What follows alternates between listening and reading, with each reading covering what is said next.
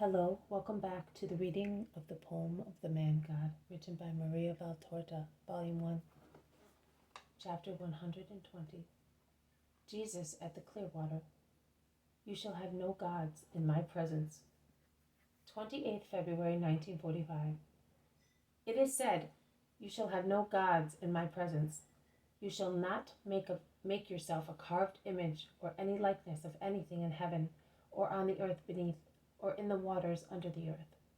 You shall not bow down to them or serve them, for I, the Lord your God, am a strong and jealous God, and I punish the father's faults in the sons, the grandsons, and the great-grandsons of those who hate me. But I show kindness down to the 1,000th generation of those who love me and keep my commandments. Jesus' voice resounds in the large room crowded with people. It is, in fact, raining, and they have all taken shelter in it. In the first row there are 4 invalids, that is, a blind man led by a woman, a child covered with sores, a woman yellow with jaundice or malaria, and a man who has been carried there on a stretcher. Jesus is speaking, leaning against the empty manger. John and the 2 cousins, Matthew and Philip, are near him, while Judas, Peter, Bartholomew, James, and Andrew are at the entrance door, letting in those who arrive late. Thomas and Simon are moving amongst the people, telling children to be quiet, collecting alms and listening to requests. You shall have no gods in my presence. You have heard how God is omnipresent with his eyes and his voice. Truly, we are always in his presence, whether we are locked in a room or amongst the crowds in the temple, we are in his presence. If we are concealed benefactors, hiding our faces also from the people we help, or murderers who attack and kill wayfarers in a lonely gorge, we are always in his presence.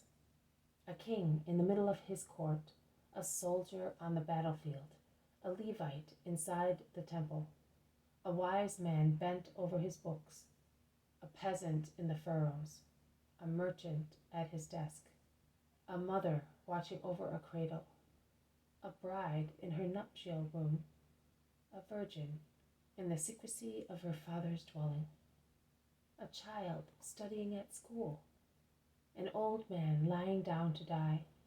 They are all in his presence.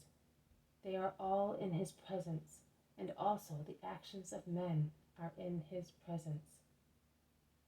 All the actions of men, a dreadful word, and a comforting one. Dreadful if the actions are sinful, comforting if they are holy. To know that God sees us, prevents us from doing evil, and encourages us to do good. God sees that I am doing the right thing. I know that he does not forget what he sees. I believe that he rewards good deeds. I am therefore certain that I shall be rewarded, and I rest on that certainty. It will give me a happy life and a placid death, because both in life and in death my soul will be comforted by the bright light of God's friendship. That is the reasoning of a person who does good. But why do evildoers not consider that idolatry is one of the forbidden things?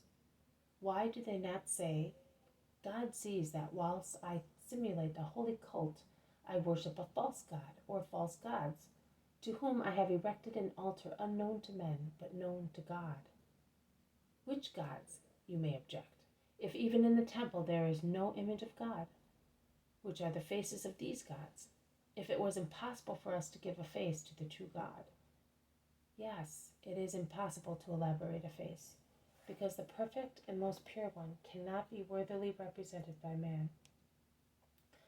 Only the spirit can catch a glimpse of the incorporeal and sublime beauty, and can hear his voice, and appreciate the caresses which he bestows upon a holy person worthy of such divine contact. But the sight, the hearing, the hand of man cannot see or hear, and therefore they cannot repeat with sound on a lyre, with a mallet and a chisel on marble, what the Lord is, Oh, endless happiness when you, souls of just people, will see God. The first glance will be the dawn of the blessedness, which will be your companion for centuries without end. And yet, what we cannot do for the true God, man does for false gods. And one erects an altar to woman, another to gold, another to power, another to science, another to military triumphs.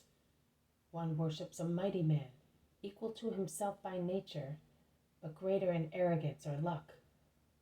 Another worships himself and says, "There is no one like me." Such are the gods of those who are the people of God. Do not be astonished at the heathens who worship animals, reptiles, and stars. How many reptiles, how many animals, how many dead stars you worship in your hearts! Lips utter lies to flatter, to possess, to corrupt. Are those not the prayers of secret idolaters? Hearts brood over thoughts of vengeance, of illicit trades, of prostitution. Are those not the cults devoted to the impure gods of lust, greed, wickedness? It is said, "You shall adore nothing but your true one eternal God." It is said, "I am a strong, jealous God." Strong. No other strength is greater than his. Man is free to act. Satan is free to tempt. But when God says enough, man can no longer do wrong. Satan can no longer tempt. The latter is driven back to his hell. The former is checked in his misuse of evildoing, to which there is a limit, beyond which God does not allow anyone to go. Jealous. Of what? Of which jealousy? Of the petty jealousy of petty men? No, the holy jealousy of God for his children. The just, loving jealousy. He created you. He loves you. He wants you. He knows what is harmful to you.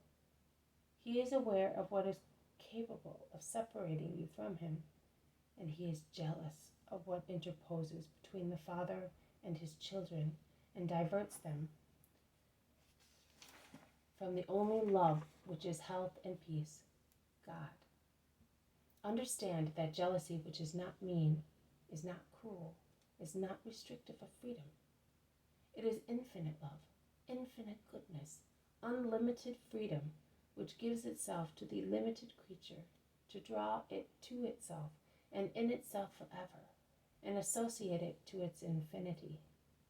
A good father does not want to enjoy his wealth by himself, but he wants his children to enjoy it with him.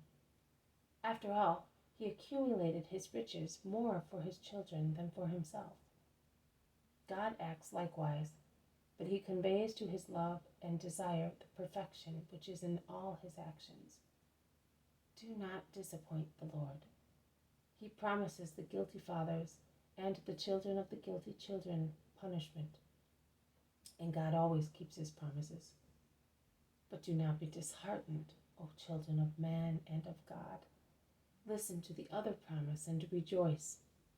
I show kindness down to the 1,000th generation of those who love me and keep my commandments, down to the 1,000th generation of good people, and to the 1,000th fault of the poor children of man, who fall not out of wickedness, but because of their thoughtlessness in Satan's snares.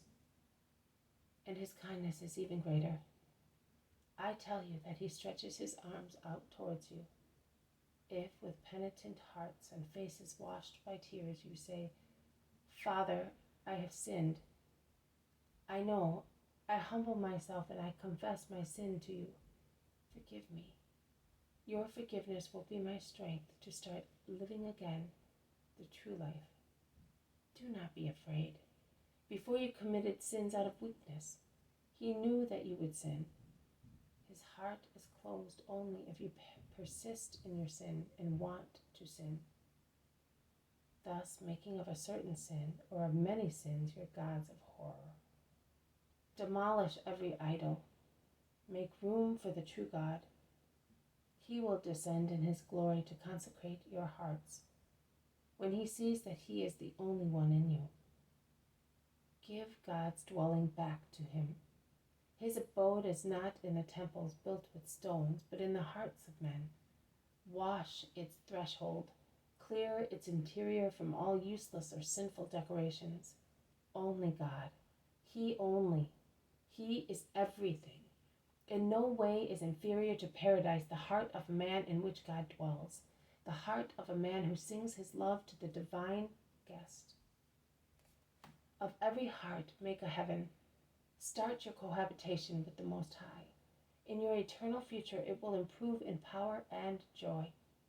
But even here it will exceed the trembling amazement of Abraham, Jacob, and Moses, because it will no longer be the dazzling, frightening meeting with the Mighty One, but the permanent life with Father and friend, who descends to say, "It is a joy for me to be amongst men. You make me happy. Thank you, Son." The crowd, over 100 people, break the spell after some time.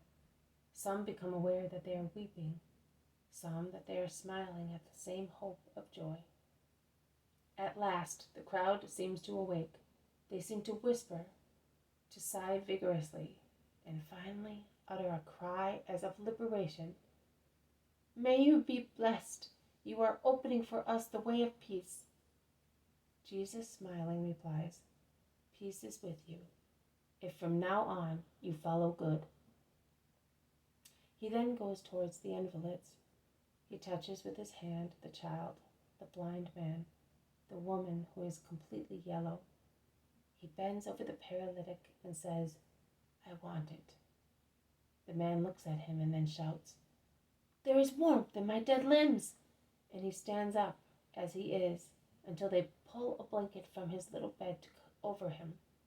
And the mother lifts her child, who is no longer covered with sores.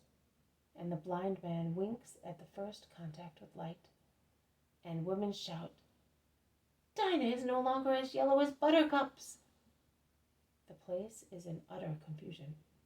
Some people shout, some bless, some push to see, some try to go out and tell the village.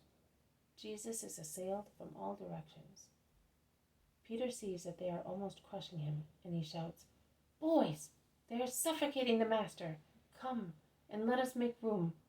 And with great efforts, the 12 disciples elbow their way through the crowd, kicking also a few shins, and they free the Master and take him out. "I will see to this tomorrow," he says. "You will stay at the door, and the others at the other end of the room. Have they hurt you?" "No." "They seem to have gone mad. What manners!" "Leave them. They were happy, and so was I. Go to those who want to be baptized. I am going to the house. Judas, you and Simon will give alms to the poor. Give them everything. We have much more than is fair for the apostles of the Lord. Peter, go. Do not be afraid of doing too much. I will justify you with the Father, because I am ordering you to do it. Goodbye, friends." And Jesus, tired and wet with perspiration, goes into the house while each of the disciples does his duty among the pilgrims.